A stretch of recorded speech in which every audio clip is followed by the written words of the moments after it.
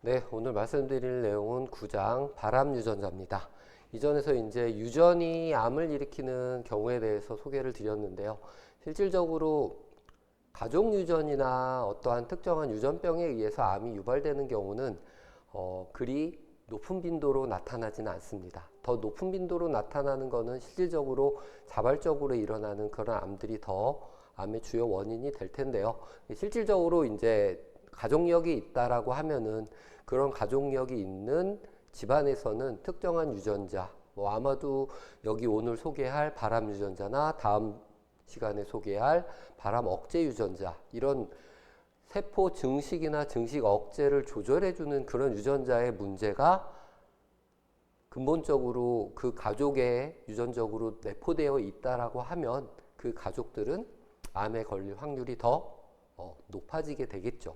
그런 얘기를 통해서 실질적으로 유전이 되는 세대를 거쳐서 다음 세대로 계속해서 전이가 돼서 유전자에 남아있는 그런 유전들을 얘기를 했고요. 우성 유전자를 가졌느냐 아니면은 열성 성질을 가졌느냐에 따라서 나타나는 비율이 75% 또는 열성인 경우는 25% 이렇게 얘기를 했었습니다. 그러한 이제 유전자들을 세부적으로 나눠서 오늘 그리고 다음 시간에 거쳐서 얘기를 드리도록 하겠습니다. 그래서 먼저 해야 될 오늘 얘기는 발암 유전자입니다. 발암 유전자.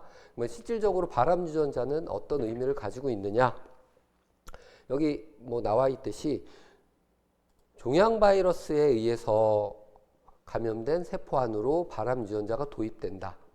우리가 일반적으로 알고 있는 세포 증식과 관련되어 있는, 그러니까 세포는 계속해서 증식을 해야 합니다. 일반 체세포도 그렇고 생식세포도 그렇고 오래된 세포가 사멸하고 그 세포를 대신해서 새로운 세포가 만들어지게 되죠. 우리는 그런 것들을 이제 재생이라는 말로 표현을 하게 되는데, 그러한 세포의 재생을 위해서는 그로스 호르몬과 같은 성장 호르몬이 필요하고요.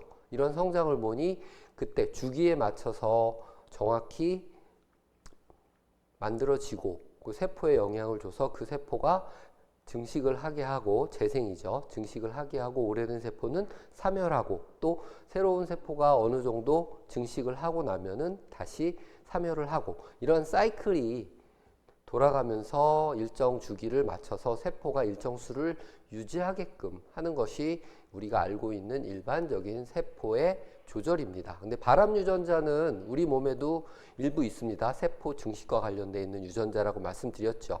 근데 이제 특히 이제 종양 바이러스, 종양을 유발하는 바이러스들이 이런 세포 증식을 유도하는 유전자들을 가지고 있습니다. 그게 세포에 전달이 되고, 그 감염에 의해서 전달이 되고, 그 세포가 남아있게 돼서 도입이 된다는 거죠. 남아있게 되면은 세포의 이상 증식을 유발할 수 있게 되고, 그 이상 증식에 의해서 암이 유발될 수 있다라는 얘기입니다.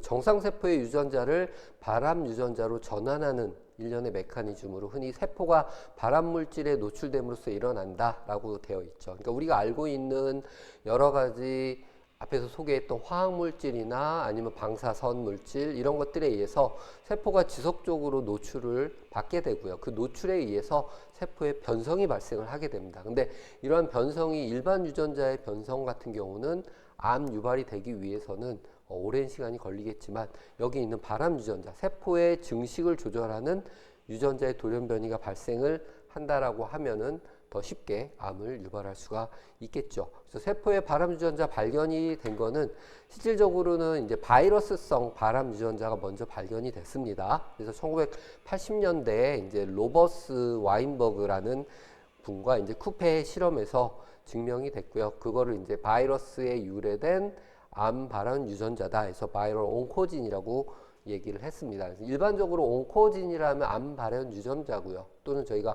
프로토 온코진이라고 해서 암을 유발할 수 있는 우리가 전 발암 유전자, 이런 식으로 얘기를 했었습니다. 그쵸? 근데 그게 이제 바이러스에 의해서 도입이 됐으니까 바이러스성 암 유발 유전자다라고 이제 부르게 된 거고요. 세포성 유전자 같은 경우는 세포성 발암 유전자, 셀룰라 온코진이라고 얘기를 하고요. 세포에 영향을 주는 그런 유전자들입니다. 그래서 DNA를 형질 전환시켜서 암을 유발하는 단일 돌연변이 유전자로 이제 분리가 되고요. 뭐 이 중에서 이제 유전자 중에서 바이러스의 발암 유전자와 염기 서열이 굉장히 유사하다라고 해서 세포에 존재하는 세포 생존 또는 증식과 관련되어 있는 유전자 중에 바이러스에서 유래된 거를 이제 V를 붙입니다. 바이럴 온코진에서 V 라스. C에서 있으면은 셀룰라 온코젠 유전자 C 라스 뭐 이런 C 라프 이런 식으로 표현을 하게 되죠. 믹 같은 MIC 같은 경우도 세포에 존재하는 원래 세포성 발암 유전자 C믹이라고 이제 표지를 하고요. 바이러스에서 유래된 발암 유전자라고 하면은 V믹 이런 식으로 표시를 하게 됩니다. 여하튼 이런 유전자들은 기본적으로 비슷한 기능을 갖고 있게 되고요. 그 기능이라는 것이 대부분 세포 증식과 관련되어 있는 그런 기능을 갖고 있습니다. 그래서 그런 세포 증식이 일정하게 유지가 되면 크게 문제가 되지 않지만 그 조절 기능이 소실돼서 세포 증식을 과하게 지속적으로 유도하게 되면은 그게 이제 암 유발을 하기 때문에 그러한 유전자들을 암 발현 유전자라고 발암 유전자라고 표현을 하게 되는 거죠. 세포성 발암 유전자 활성 메커니즘 뭐 이렇게 표현했는데 앞에서도 여러 가지로 나왔었습니다. 점돌연변이나 포인트 뮤테이션 하나하나에 의해서 아미노 엑시드, 아미노산의 돌연변이가 생기게 되고요. 그것에 의해서 스탑 코돈이 없어진다든지 아니면은 유전자 발현 조절 기능을 소실하게 된다든지 뭐 다양한 변화들이 유발이 될 수 있죠. 근데 이런 포인트 뮤테이션이 세포 증식을 조절하는 돌연변이를 유발하기 위해서는 꽤 많은 시간이 필요하다고 얘기를 드렸습니다. 또는 유전자 증폭입니다. 진 앰플리피케이션, C믹 같이 세포의 증식을 조절하는 그런 유전자들이 세포 이상 증식으로 인해서 유전자가 카피수가 늘어나는 거죠. 뭐 카피수가 늘어난다는 얘기는 단백질로 만들어질 확률이 증가한다는 얘기가 되는 거고요. 염색체 전좌, 뭐 하나하나 뒤에 다시 얘기를 하겠지만요. 트랜스로케이션이라고 그래서 다른 쪽에 있는 염색체에 있는 유전자가 서로 교차 반응에 의해서 유전자의 위치가 변경이 되면서 유전자의 발현 조절 메커니즘에서 벗어나게 되는 그런 형태이고요. 또는 DNA 재배열, DNA 리어레인지먼트, 뭐 전자하고 어떻게 보면 비슷한 그런 개념인데요. 유전자의 위치가 바뀌는 그런 형태입니다.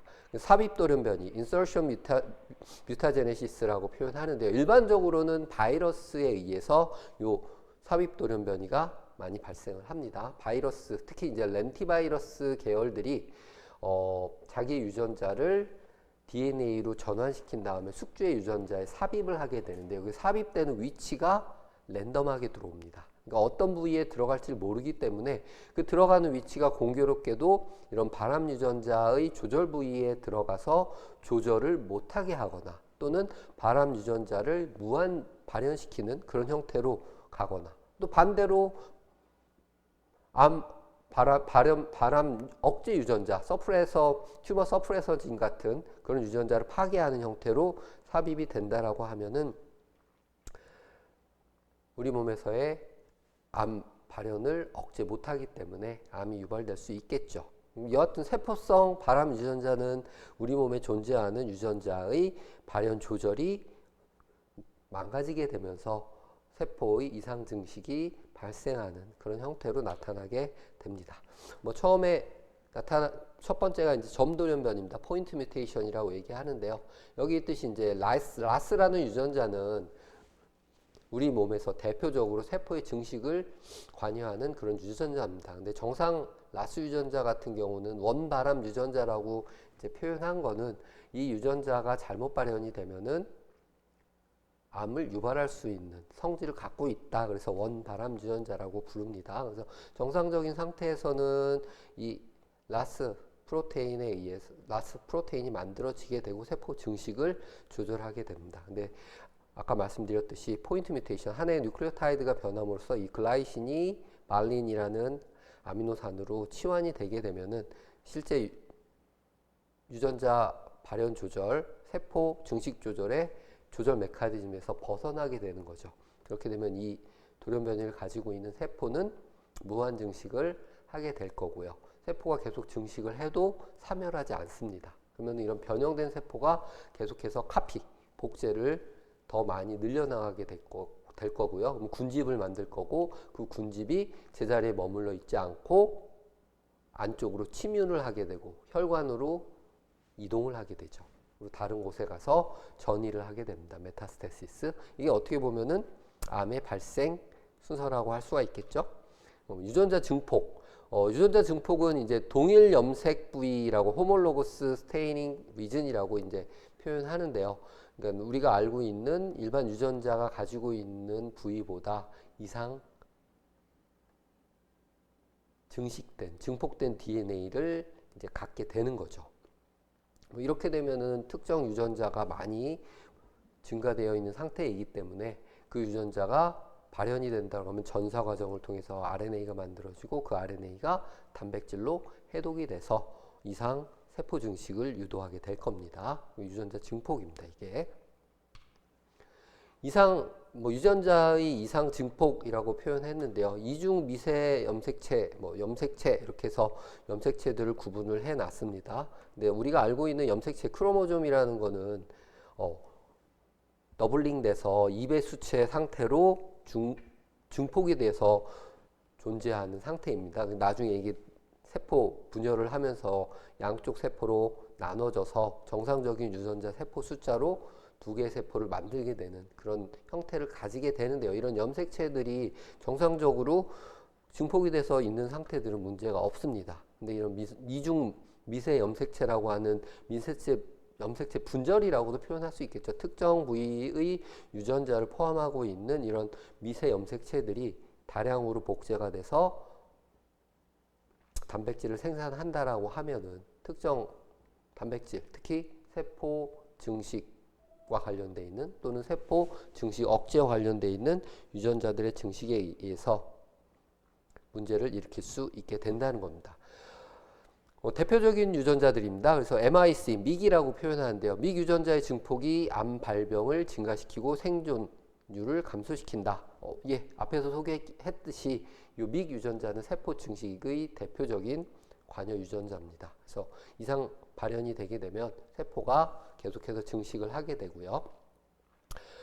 여기 있듯이 질병의 진행이 멈춘 상태의 생존율이라고 되어 있는데 이 MIG 유전자의 증폭 정도입니다. 3배에서 10배 정도 증폭을 하게 되면 생존율이 급격히 감소하기 시작하죠. 10배 이상 증폭을 하면은 거의 생존을 하지 못하게 됩니다. 증폭이 없는 경우, 일반적인 정상인 경우에는 어느 정도 이상의 생존율을 유지를 하고 있죠. 이게 정상이라고 보시면 될 겁니다. 또 다른 유전자는 이제 ERBB2라는 유전자인데요. 이 ERBB2는 유방암이나 이제 난소암, 여성암과 밀접한 관계가 있고요. 전체 이런 여성암의 25%가 이 ERBB2 유전자의 돌연변이에 의해서 유발이 된다라고 합니다. 그러니까 특정 유전자들이 특정 암과 관련이 높은데요. 그런 관련성은 결국에는 그 암종에서 특이적으로 많이 돌연변이가 유발되었을 때 일어나는 그런 암종과 유전자의 상관관계를 이제 연구를 했을 거고요. 그 연구 과정에서 ERBB2가 유방암이나 난소암에 매우 밀접한 관련이 있다라는 것을 이제 발견을 한 거죠. 이런 유전자를 통틀어서 암 발현 유전자라고 얘기를 하는 거죠. 또는 원발암 유전자라고 얘기를 하게 됩니다. 다음은 이제 염색체 전자입니다. 트랜스로케이션이라고 얘기를 하고요. 대부분 이런 크로모조멀 트랜스로케이션이 관련된 암은 여기 있듯이 만성 골수성 백혈병 90%가 염색체 전자에 의해서 이제 발병을 한다라고 얘기를 했습니다. 여기 이제 9번하고 22번 크로모점인데요. 여기 9번 크로모점에 이제 ABL이라는 유전자 부위가 있고요.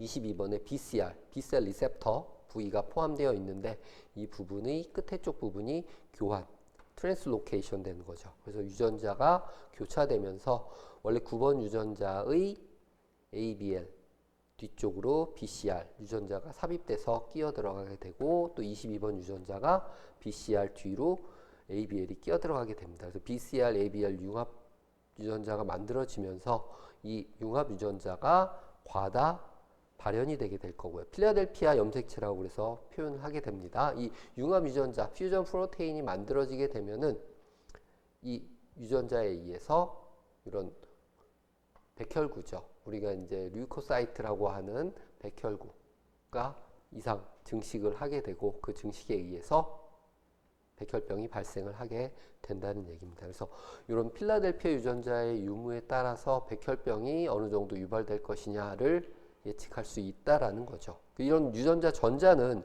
유전적으로 발생하는 경우들도 있지만 대부분 같은 경우는 일반적으로 일어나는 그런 변화입니다. 랜덤하게 일어날 수 있는 그런 변화죠. 또는 이제 MIC, 믹 유전자의 전자죠. 8번하고 14번 염색체의 전자로 이제 발생할 수 있다라고 하고요. 그러니까 특정 유전자가 요 끝부분에서 비슷한 서열을 갖고 있을 겁니다. 아마도 그런 비슷한 유전자끼리 9번, 22번이 전자를 하게 되고 8번, 14번이 전자를 하게 되는데 공교롭게도 그런 전자되는 부위의 유전자들이 세포의 증식과 관련돼 있는 유전자들인 거죠. 원바람 유전자라고 하는 ABL도 대표적인 원바람 유전자니까요. ABL이 BCR 뒤로 융합이 되면서 필라델피아 염색체를 형성하게 되고 암을 유발하게 되는 그런 형태입니다. 알려져 있는 전자에 의한 암 발생도 꽤 많이 있습니다. 근데 그런 경우 뭐 알 수 있지만 암이 유발된다는 건 인식은 할 수 있지만 실질적으로 치료를 위한 방법이나 우리가 유전자 치료를 해서 예방 아니면 암을 100% 완쾌할 수 있게 하는 그런 방법은 존재하지 않습니다. 다음은 이제 국소 DNA 재배열인데요. 하나의 크로모좀 안에서 앞뒤 뭐 이런 식으로 바뀐다고 생각하시면 됩니다. 원래 구분은 노란색, 빨간색, 보라색이었었는데 빨간색이 빠져나감으로 인해서 재배열이 일어나게 되는 거죠. 또는 하나 더 끼어 들어가게 돼서 재배열이 일어나거나 뭐 DNA 재배열 유형, 결실, 삽입, 손실되거나 추가된 DNA 단편을 말하게 되는데요. 이런 유전자의 결실이나 삽입이 유전자 발현의 문제를 일으키게 된다라고 하면은 그것도 문제를 일으킬 수 있다는 얘기입니다. 여기 있듯이 이제 갑상선 암의 50%에서 이제는 역위가 발생이 된다라는 것을 이제 확인을 한 거고요. 갑상선 암종이 있으신 분들 유전자를 갖다가 확인을 한 거죠. 그렇게 봤더니 전위라고 그래서 요 앞에 있던 게 뒤쪽으로 가고 이제 역위 앞뒤가 바뀌는 거죠. 순서가 뒤에 있던 게 앞쪽으로 오고 이런 전자 전위 역위 앞쪽에 있던 게 뒤로 가고 뒤에 있던 게 앞으로 오고 하면서 유전자의 위치가 바뀌어서 일어나는 그런 변화들도 있을 수 있다는 겁니다. 대표적으로 이런 전위나 역위를 일으키는 유전자가 이제 TPM3나 NTRK1 같은 유전자들인데요. 말단이 융합되어 타이로신 카이네이즈 리셉터입니다. 리셉터 타이로신 카이네이즈라고도 얘기하거나 발암 유전자 융합 유전자를 생성을 하게 됩니다. 타이로신 리셉터 카이네이즈. 뭐 원래는 얘들도 아까 말씀드렸듯이 세포 내 세포 신호를 활성화 시켜주는 그런 타이로신 리셉터의 카이네이즈입니다. 세컨 메신저라고도 하는데요. 이런 유전자의 발현이 조절이 안 되고 계속해서 활성을 가지게 되는 돌연변이를 갖게 되면은 세포 신호의 지속적인 활성으로 세포 증식을 유도하게 되겠죠. 그래서 이 TPM3, NTRK1 말단이 이제 융합이 되면 TRK 타이로신 리셉터 카이네이즈의 활성을 유발하는 형태로 변환되는 거죠. 그림으로 보면은 이렇습니다. 하나의 유전자 안에 있는 크로모좀 안에 있는 TPM3하고 NTRK1이 서로 위치가 바뀌면서 요 NTRK가 뒤쪽으로 들어가게 되고요. 역위죠, 역위. 그러면서 요 아까 말씀드린 TRK 발암 유전자가 활성이 돼서 암을 일으킬 수 있게 된다는 거죠. 여기 있듯이 트로포마요신에서 유래된 중복 코일 형성으로 뒤쪽에 있는 타이로신 카이네이즈가 영구적으로 활성을 가지게 되는 그런 형태입니다. 트로포마요신 유전자가 프로모터 부분으로 오는 거고요. 그 뒤쪽으로 여기 있는 타이로신 리셉터 카이네이즈 유전자가 끼어 들어가면서 뒤에가 앞으로 온 겁니다. 여기 상태로 만들어지게 되고요. 요 복합 단백질이 만들어지면서 타이로신 리셉터 카이네이즈, 타이로신 카이네이즈 수용체에 문제가 발생하면서 지속적인 세포 증식을 촉진하게 되는 겁니다. 다음은 이제 삽입돌연변이가 원바람 유전자를 바람 유전자로 변형, 유도하는 그런 경우인데요. 아까 말씀드린 이제 점돌연변이나 유전자 증폭, 염색체 전이 그런 형태도 있고요. 또는 국소적인 DNA 재배열이 이제 삽입이나 결실 또는 역위, 전자. 좀 앞에서 말씀드린 그런 것들이죠. 그리고 이제 삽입입니다. 삽입은 아까 말씀드린 주로 바이러스가 이제 유발을 하게 되고요. 바이러스 중에서 여기 있는 레트로바이러스 또는 레트로바이러스에 속해 있는 대표적인 휴먼 바이러스인 렌티바이러스들이 요 5'하고 3' 유전자 앞쪽과 뒤쪽에 롱 터미널 리핏이라고 하는 반복 서열을 갖고 있고요. 이 서열 때문에 유전자에 끼어들어가게 됩니다.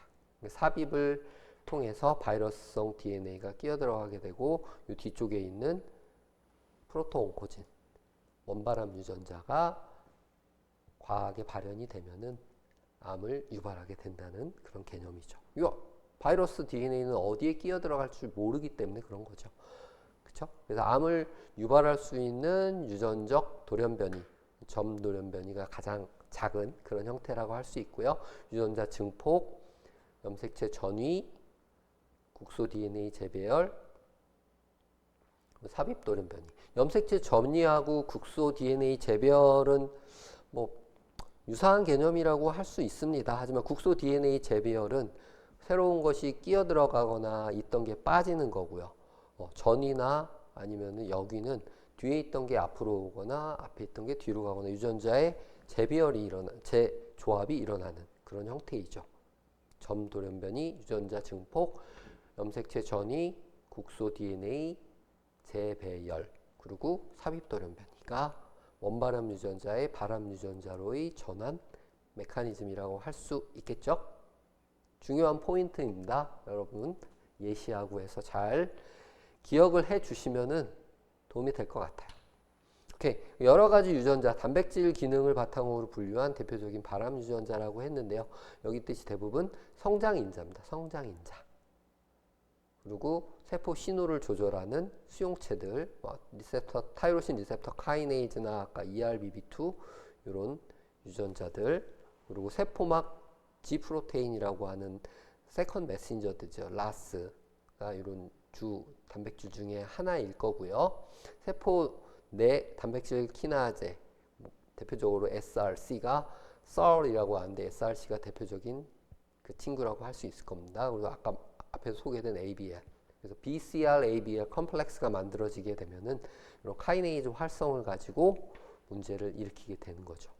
세포 신호의 활성, 특히 세포 증식과 관련되어 있는 활성을 유발하는 유전자들입니다. 라프, SRC, 잭, ABL, 그렇죠. 그리고 전사인자, 세포 전사, 그러니까 단백질 발현을 시작하는 그런 역할들을 하는 유전자들이죠.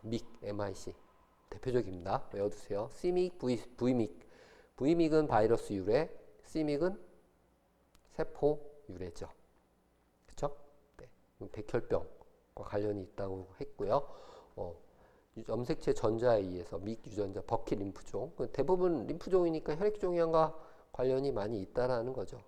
준이나 포스 같은 경우는 여기 있듯이 이제 육종 고람하고 관련이 있다라고 되어 있고요. 그 다음에 이제 세포 주기 조절하는 단백질들입니다. 이 단백질들은 기본적으로 우리 몸에서 세포를 재생, 아까 말씀드렸듯이 복제해서 일정 수를 유지하게끔 하는 세포 증식과 굉장히 관련이 깊은 중요한 유전자들입니다. 조절을 벗어났을 때 문제가 된다는 거죠. 사이클린 D, CDK, BCL2, MDM2 이런 굉장히 중요한 그런 유전자들이죠. BCL2 문제가 생기면은 여기 비호킨즈 림프종이라고 되어 있는데 유전자 증식의 조절을 잃게 되는 거죠. 사이클린 D도 뭐 마찬가지입니다. 유방암이나 림프종 그리고 이제 CDK 같은 경우는 6종 악유 모세포종. 그러니까 악유 모세포라는 거는 우리가 알다시피 신경종과 관련이 있는 그런 유전자고요. 다양한 유전자들이 우리 몸에서 세포의 활성, 증식을 조절하게 되는데 이런 세포 활성, 증식과 관련된 유전자가 돌연변이가 생기면 바람 유전자화 된다는 거죠. 그래서 원바람 유전자로 묶어서 얘기를 하고 있는 그런 유전자들입니다. 뭐 다 외워서 시험을 볼 때 답안지 쓰게 하면 너무 좋을 것 같지만 네 이런 것들이 있다 정도 기억하시면 될 거고요. 대표적인 유전자들 기억하시면 상식적으로 좋을 것 같습니다. 그래서 발암 유전자가 생산한 단백질이라고 되어 있는데요. 발암 유전자가 생산한 단백질은 유전자와 관련되어 있는 단백질이겠죠. 그래서 발암 유전자는 대체로 세포 증식을 촉진하는 신호 전달 경로의 구성 요소를 만드는 유전 정보를 갖는다. 라스가 맥카이네이즈 관련된 경로를 조절하는 그런 단백질 활성 유전자가 될 거고요. 성장인자가 수용체의 결합, 활성화된 수용체는 인산화 될 거고요. 인산화된 수용체는 신호 연계 단백질에 결합해서 신호를 활성화시킬 겁니다. 활성화된 라스는 일련의 세포 내 단백질 인산화 반응을 유발해서 메카네이즈 단백질을 활성화시킬 거고요. 메카네이즈는 핵으로 들어가서 전사인자 단백질을 다시 활성화시키고 전사를 활성화시킵니다. 그 전사, 어떤 전사와 관련되어 있는 단백질을 활성화시킨다? 세포 증식과 관련되어 있는. 세포 증식을 시키려면은 셀 사이클을 활성을 시켜야겠죠. CDK, 사이클린과 같은 세포 주기 조절 인자들을 활성시키게 되고요. 그 활성에 의해서 세포 증식이 촉진이 되게 되는 거죠. 수용체부터 시작해서 그 수용체 내부에서 전달시켜주는 수용체는 인산화시키고 신호 전달 단백질을 또 인산화시키고요. 라스에 의해서 맥이 활성화되고 메카이네이즈는 핵에서 전사인자 단백질을 활성화시키고요. 세포 증식 조절과 관련되어 있는 세포 주기 단백질을 활성화시킴으로써 세포 증식을 촉진시키게 됩니다. 대부분은 이런 성장인자 수용체들의 문제도 하나의 발암 유전자의 촉진이라고 할 수 있겠죠. 어떤 발암 유전자는 성장인자 단백질을 생산한다라고 되어 있습니다. 그러니까 이 수용체에 의해서 성장인자의 수용체가 정상적으로 작동할 때는 성장인자가 있어야만 요 라스 GDP가 활성이 돼서 라프가 메카이네이즈를 활성시킬 겁니다. 근데 성장인자 수용체가 망가져서 돌연변이가 생겨서 성장인자 없이도 활성화될 수 있다라고 하면은 큰일 나는 거죠. 여기 PDGF나 EGF 같은 성장인자 수용체가 문제를 일으킬 수 있다는 거고요. 이런 성장인자 수용체들의 대표적인 친구가 바로 타이로신 리셉터 카이네이즈입니다. 어떤 발암 유전자는 수용체 단백질을 생산을 하기도 하죠. 리셉터 타이로신 카이네이즈, 아까 TRK라고도 얘기하는데요. 자체가 활성이 되면은 계속 하위 세포 신호를 활성화시킬 거고요. 라프가 활성화돼서 메카이네이즈를 활성화시키면 메카이네이즈가 세포 안으로 들어가서 아까 말씀드린 준 활성 그리고 세포 아까 전사 조절 인자들을 활성화시킴으로써 E2F와 같은 세포 주기를 조절하는 사이클린과 CDK를 활성화시키게 되면은 세포 주기가 활성화돼서 세포 증식을 촉진한다. 그걸 하나로 묶어놓은 그림이 요 그림입니다. 바이올로지컬 이펙트라고 되어 있는데 PDGFR이나 EGFR 리셉터가 존재할 거고요. 원래는 요 PDGF나 아니면은 EGF가 결합을 해야 활성이 돼서 라스를 촉진시키면 라스가 뭐 라프나 PI3 카이네이즈나 이런 애들을 촉진을 시킬 거고요. PI3 카이네이즈가 AKT를 라프가 메카이네이즈를 활성시켜서 전사인자들의 발현으로 세포 증식과 관련되어 있는 유전자들을 촉진을 할 겁니다. 다양한 조절에 의해서 이런 세포를 증식시키고 지키기 위한 세포 신호들이 존재를 하게 되는데요. 이 조절들이 망가져서 이상 증식으로 계속해서 활성을 가지게 되는 작용이 바로 암 유발 과정이 되겠죠. 오케이? 그래서 이런 유전자들이 잠재적으로 암을 유발한다. 그래서 원발암 유전자로 다 포함시키고 있다라는 겁니다. 근데 다른 측면에서 보면 세포 생존과 증식에는 굉장히 어떻다? 중요하다는 거죠.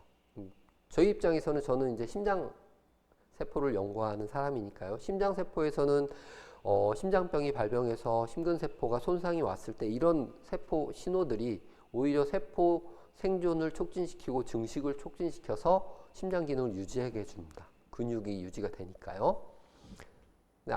일반 세포에서는 이런 세포들이 세포의 주기 조절, 증식 조절을 파괴함으로써 이상 증식을 촉진하게 되면 암이 되는 거죠.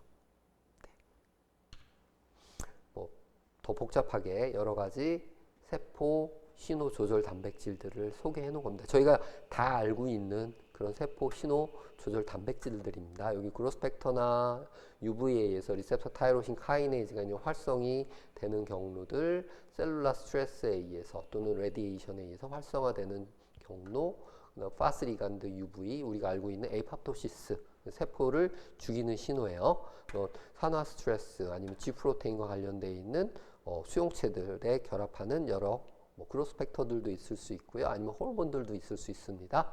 호르몬에 의해서 특히 이제 사이로이드 호르몬 같은 경우는 세포의 증식을 촉진시키고 세포의 분화를 촉진시키니까요. 네, 그런 것들이 결국 하위 세포 신호로 가면은 이런 다양한 전사 조절 인자 또는 세포의 증식과 관련되어 있는 인자들을 촉진시켜서 여기 뜻이 그로스, 디퍼런시에이션, 서바이벌을 촉진시키게 됩니다. 일반 세포가 계속해서 증식하고 살아있게 되면 그게 바로 암이죠. 그러니까 세포 생존 증식 세포 신호와 실제 암 세포의 암 발암 관련되어 있는 세포 신호는 유사하다라고 말씀드리고 싶습니다. 근데 조절이 되느냐 안 되냐의 차이에 의해서 암이 되느냐 지켜지느냐가 결정이 되는 거죠. EGFR 리셉터의 돌연변이에 대해서 보여주고 있는데요. 불활성화 수용체, 성장인자와 결합하면 이제 인산화되면서 활성 수용체로 변형이 됩니다. 이거는 정상적인 상태인데요. 돌연변이 수용체는 성장인자가 없어도 계속 활성 상태로 지속되는 거죠. 그렇죠? 네, 이거는 활성 상태가 된 증폭된 수용체들, 특정 성장 호르몬이 분비가 과다하게 되고 이것에 인해서 수용체들이 과다 증식을 하게 되는 거죠. 증폭된 발암 유전자는 정상 수용체를 생산하지만 그 양이 과다해서 수용체 발현이 과도하게 나타난다라는 거죠. 그러니까 수용체 암세포에서는 돌연변이가 일어나거나 또는 증폭되는 수용체 수를 과하게 만들게 되면은 이 하위에 있는 세포 신호들을 촉진을 시킬 테니까요. 세포 증식을 유발하게 될 겁니다. 다른 형태의 타이로신 카이네즈, 세포의 성장을 촉진하는 신호 전달체로 아까 발생한다고 말씀드렸습니다. 신호 분자라는 것은 성장 호르몬이 될 수도 있고 호르몬이 될 수도 있다라고 말씀을 드렸고요. 이 신호 분자에 의해서 수용체 단백질의 호모다이머가 형성이 되면은 이 자체가 인산화, 활성을 띠게 되면서 잭이 인산화되면 잭은 스테스린이라는 프로테인을 또 인산화 시킬 거고요. 스테스린은 인산화돼서 다이머, 그러니까 두 단백질이 결합해서 이합체를 형성하게 되면 핵으로 이동해서 이 유전자의 조절 부위, 프로모터에 결합을 하면서 세포 증식과 관련되어 있는 여러 유전자들의 발현을 촉진하게, 그러니까 전사를 촉진시키게 되는 거죠. 그럼 여기서 발현되는 유전자들은 C믹이나 V믹, C믹 아니면은 여러 가지 메카이네이즈 이런 단백질들 활성을 촉진시키는 단백질들을 발현시켜서 세포 증식을 계속 유도하게 될 겁니다. 특정 유전자의 전사가 활성화되고 세포 증식을 촉진하는 단백질이 생성이 되게 되는 거죠. 동일하게 여러 연구에서 밝혀진 잭스텟 시그널링, 세포 신호 패스웨이, 경로의 여러 단백질들입니다. 대표적으로 이제 EGF, 엔도셀룰러 그로스 팩터가 EGF 수용체에 결합해서 발생을 하거나 또는 IL6 같은 인터로긴 6가 이런 GP130이라는 수용체를 이용해서 잭과 스테3 신호 경로를 촉진시키게 됩니다. 어떤 발암 유전자는 세포막 G 프로테인 단백질을 생산한다라고 되어 있죠. 그러니까 G 프로테인 같은 경우는 우리가 이제 세컨 메신저를 활성화시켜주는 그런 프로테인인데요. 일반적으로는 수용체와 같이 커플, 짝을 이루어서 잘 발생을 하게 됩니다. 그래서 가수분해 억제로 지속적으로 이제 라스의 활성이 유도될 수 있다는 거죠. 라스는 앞에서 소개했듯이 라스가 활성이 되면은 이제 라프 시그널이 활성이 되고요. 라프는 이제 맥 카이네이즈 시그널링을 활성화시킬 수가 있습니다. 그래서 K-라스가 인체에서 빈번하게 돌연 변이를 많이 나타내는 종류 중 하나이고요. 폐암이나 결장암, 췌장암의 원인이 됩니다. K-라스, H-라스, N-라스 종류가 몇 종류 있는데요. 얘네들이 문제를 일으킬 수 있다라는 거고요. 일반적으로 이 라스의 조절 경로를 살펴보게 되면은 GEF라고 해서 구아닌 뉴클레오타이드 익스체인지 팩터라는 I에 의해서 조절을 갖게 됩니다. 정상적으로는 이제 라스 GDP 상태로 불활성화 상태로 조절이 되고 있다가 여기 있듯이 GDP에 결합된 라스의 불활성화는 결합된 GDP가 GTP로 교환되는 반응을 통해서 활성이 일어나는 거죠. 라스 GTP 형태로 활성이 되면은 이 라스 GTP가 라스 활성을 결합한 GTP가 GDP로 가수분해되어 불활성화로 또 전환이 되게 되는 거고요. 근데 활성화된 라스는 이제 발암 유전자는 이 단계를 수행할 수 없는 돌연변이 라스 단백질을 생산하게 된다는 거죠. 한번 활성화돼서 지속적으로 비인산화돼서 라스 GDP로 원래 돌아가야 되는데 이게 안 되면은 계속 촉진 상태가 유지가 되는 거죠. GTPase Activating Protein, 그러니까 GTPase, GTP에서 인을 제거하는 그런 효소가 작동을 원래 해줘야 되는데 이게 안 되면은 계속해서 활성이 되게 될 거고요. 이런 폐암, 결장암, 췌장암을 유발할 수 있게 된다는 거죠.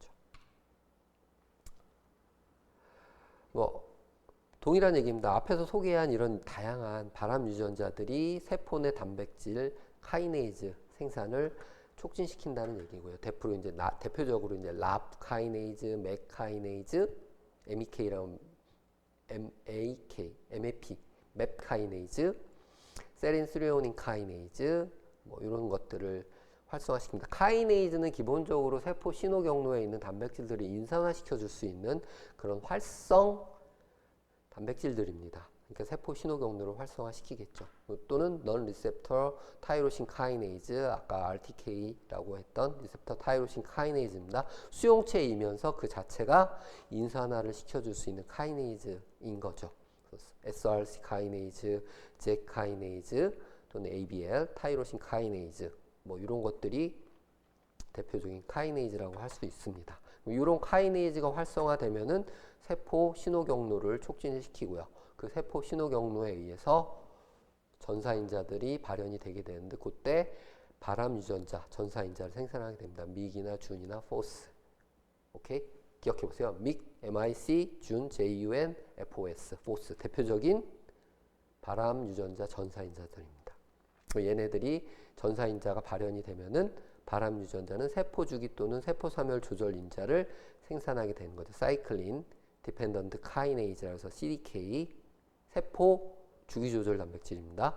CDK 사이클린 BCL2나 MDM2 세포가 에포토시스에 의해 파괴되는 것을 억제하게 되는 거죠. 그러니까 우리가 세포 자살 신호 촉진 유전자가 있고요. 세포 자살 신호를 억제하는 유전자들인데 대표적으로 BCL2와 MDM2는 세포 자살 억제하는 그런 유전자입니다. 얘네들이 발현이 된다는 얘기, 빨간색으로 표시된 이 발현을 촉진하는 게 바로 이런 세포 신호 경로 활성화 단백질들이 유발을 시킨다는 거죠. 그러면 라프 카이네이즈, 맥 카이네이즈, 세린트리오닌 카이네이즈, 리세프터 타이로신 카이네이즈에 문제가 생기면 세포 신호 경로의 유발을 촉진할 거고요. 그게 이제 전사인자의 발현을 과하게 만들어서 바람을 유도하게 될 겁니다. 그래서 바람 유전자가 유도한 신호 경로 방해의 공통점은 수용체의 성장인자 결합하게 되면 수용체의 활성화를 유도하게 되고요.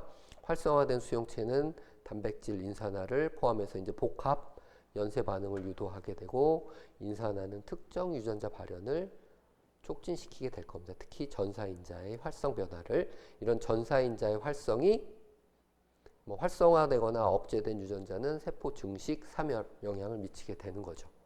원바람 유전자 촉진하게 되면 세포 증식을 촉진할 거고요. 또는 BCL이나 MDM2 같이 세포 자살을 억제하는 그런 유전자들은 세포 사멸을 막음으로써 암세포가 계속 살아있을 수 있도록 유지하게 될 겁니다. 이해가 되시죠? 네, 이렇게 해서 다양한 바람을 유발할 수 있는 유전자들에 대해서 말씀을 드렸고요. 이런 유전자들이 더 어떤 것들이 있는지 AI나 아니면은 다양한 웹서핑을 통해서 한번 더 살펴보시고요. 분명히 말씀드렸습니다. 이런 유전자들은 또 다른 측면에서는 세포 증식의 기본적인 역할을 하는 그런 단백질들이기 때문에 우리의 생존에도 굉장히 중요한 단백질들입니다. 그렇기 때문에 암을 사멸시키기 위해서 이런 단백질들을 다 억제하거나 제거하게 되면 또 저희의 생존에도 영향을 미칠 수 있기 때문에 그 균형이 굉장히 중요한 거죠. 네. 그러면 오늘은 이런 다양한 바람 유전자에 대해서 말씀을 드렸고요. 앞에 나와 있는 표를 보면서 하나하나 좀 더 살펴보고 토론을 해보도록 하겠습니다. 여기서 마치겠습니다.